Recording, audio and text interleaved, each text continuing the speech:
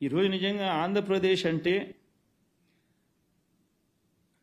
అరాచకం, ఆటవిక పాలన, రెడ్ బుక్ పాలన. This is the message what you giving. నిజంగా ఈరోజు రాష్ట్రంలో ఏ ఒక్కరూ కూడా రోడ్డు మీదకి రాకూడదు. రాష్ట్రంలో చంద్రబాబు నాయుడు ఇస్తానన్న మాటలు, చేస్తానన్న ప్రామిసెస్, చేస్తానన్న మేనిఫెస్టో హామీలను ఎవరు ప్రశ్నించకూడదు, రోడ్డు ఎక్కకూడదు, అడగకూడదు. ఒకవేళ రోడ్డు ఎక్కి అడిగితే వాళ్ళకి ఏం జరుగుతుంది అని చెప్పి వాళ్ళల్లో భయం కల్పించడం కోసం చేస్తూ ఉన్నారు. ఈరోజు వీళ్ళు అనుకుంటా ఉన్నారేమో, వీళ్ళు తాత్కాలికంగా మేమేదో గొప్ప కార్యక్రమాలు చేసుకుంటా ఉన్నాము, భయం కల్పించినాము, ఎవడు అడిగేవాడు ఉండడు అని చెప్పి అనుకుంటున్నారేమో. కానీ నేను చెప్తా ఉన్నా, ఇప్పటికే చర్చ మొదలైంది. ఇదే చంద్రబాబు నాయుడు గారికి చెప్తా ఉన్నా ఇదే సందర్భంగా, ఇప్పటికే చర్చ మొదలైంది. ఇప్పటికే ప్రతి అక్క చెల్లెమ్మ కూడా అడుగుంటా ఉంది, జగనే గన ఉంటే ఈ పాటికి మాకు అమ్మఒడి డబ్బులు పడి ఉండేటివి అని. ప్రతి సంవత్సరం క్రమం తప్పకుండా జూన్ వచ్చేసరికే అమ్మఒడి ఇచ్చే పరిస్థితి. గతంలో 43 లక్షల మంది తల్లులకు 26,067 కోట్ల రూపాయలు మన హయాంలో, వైఎస్ఆర్సీపీ హయాంలో ఇచ్చారు. క్రమం తప్పకుండా ప్రతి సంవత్సరం జూన్లో జరుగుతూ పడింది అది.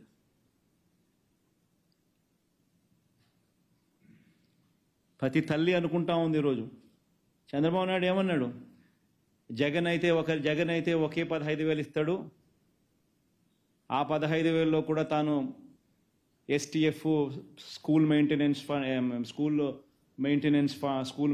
కోసము, వాళ్ళ పిల్లలు వెళ్ళే బాత్రూమ్ మెయింటెనెన్స్ కోసము 1,000 రూపాయలు దీనికి 1,000 రూపాయలు దానికి కట్ చేస్తున్నాడు. నేనైతే ఎంతమంది పిల్లలు ఉంటే అంతమందికి ఇస్తాము, నీకు 15,000, నీకు 15,000, నీకు 15,000, నీకు 15,000 అని చెప్పి పిల్లల్ని చూపించి, నీకు 15, నీకు 15, నీకు 15, నీకు 15 సంతోషమా అని అడగడము. వాళ్ళ అమ్మని చూపించి నీకు 18,000, వాళ్ళ ఇంట్లో ఎవరన్నా ఇంకా ఆడవాళ్ళు పక్కన ఉంటే నీకు 18,000. మీ ఎలక్షన్ క్యాంపెయిన్ అంతా మీరు ఇట్టే చేశారు. ఈరోజు ఆ తల్లులందరూ అడుగుతూ ఉన్నారు.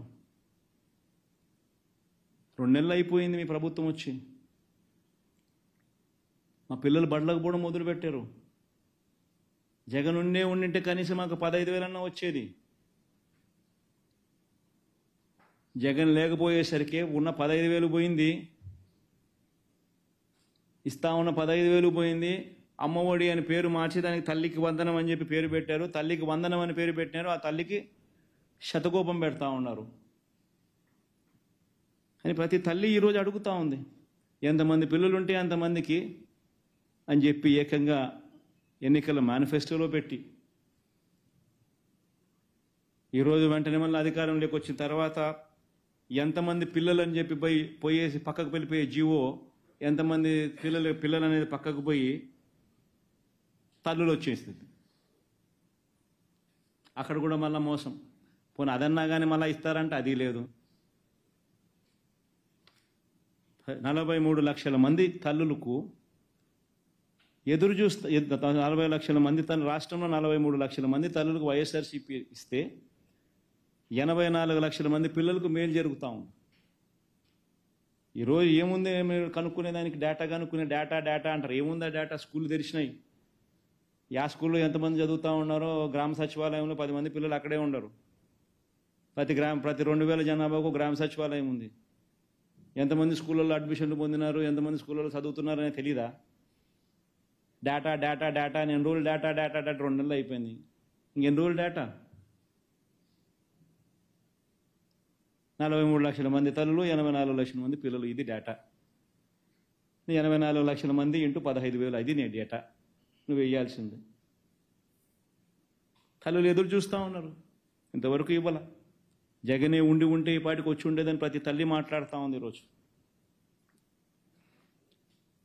ఇప్పటికే ప్రజలంతా కూడా, ఇప్పటికే రైతన్నలందరూ కూడా రైతన్నలందరూ కూడా ఇవాళ ఇప్పటికే మాట్లాడుకుంటా ఉన్నారు, జగనే ఉండి ఉంటే అని.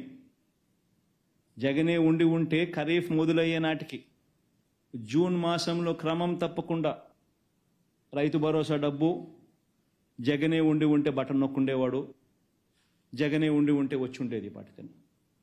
ఈయనేమన్నాడు, జగన్ ఉంటే మీకు 13,500, నేను 20,000 ఇస్తా అన్నాడు.